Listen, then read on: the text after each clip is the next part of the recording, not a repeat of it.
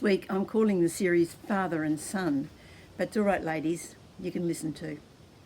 I want to take a look at a story which Jesus told, which is the lost son, or probably better known as the prodigal son. Jesus was teaching a group of tax collectors and sinners, it says. In other words, the people that the religious leaders had said they're outside of God's care because of the way they behave. But in fact, it says that these religious folk were muttering to each other. This man mixes with sinners and eats with them. Before we get too critical of these Pharisees, we need to think about they were asked by God, or called by God, to be set apart, be separate, to live lives that would show God to the rest of the world. And they were very conscientious about doing that. But unfortunately, in their conscientiousness, they actually separated themselves off from others. And so this was the setting of Jesus' story of the lost son. Now, the first thing about this story is we need to stop thinking in Aussie terms. In Aussie terms, if a man owned a farm, he would divide it between his two sons, and it was up to them to decide how to deal with that. In Israel, there was a completely different system, a completely different culture. People lived in extended families, and the oldest male of the family was the patriarch, whose job it was to care for the rest of the family. So he owned everything, but he didn't lord it over the others because he owned everything so that he could then care for everybody else. But if for some reason a family member got into strife, it was the duty of the patriarch to sort that out and to bring the family member back into the family, into the father's house. This structure can be seen when there was a wedding, because when a prospective groom found a bride and it was agreed to by the families, the groom would then go back to his father's house and start building a room. And when that room was ready, then the wedding would take place and he would take his bride to live in the father's house. So people lived in community. They didn't see themselves as individuals in the way that we do.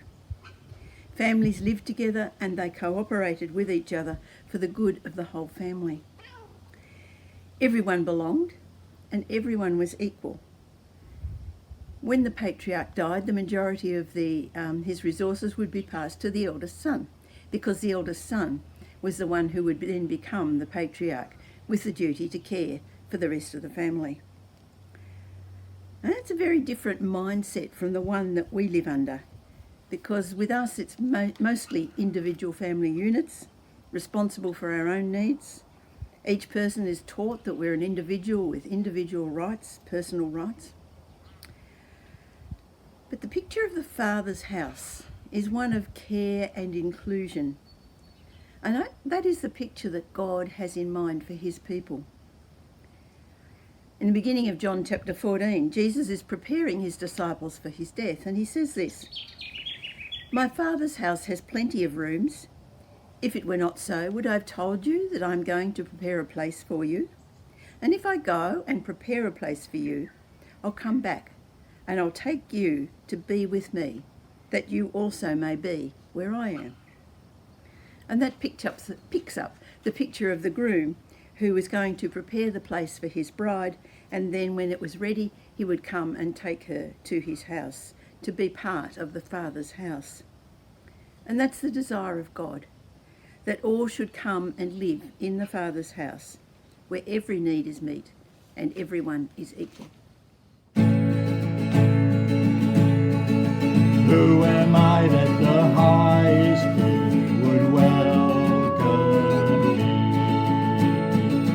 I was lost, but he brought me in. Oh, his love for me. Oh, his love for me. Who the sun sets free, always free indeed. I'm a child of God, yes I am. Free at last, he has ransomed me, his grace from me. While I was a slave to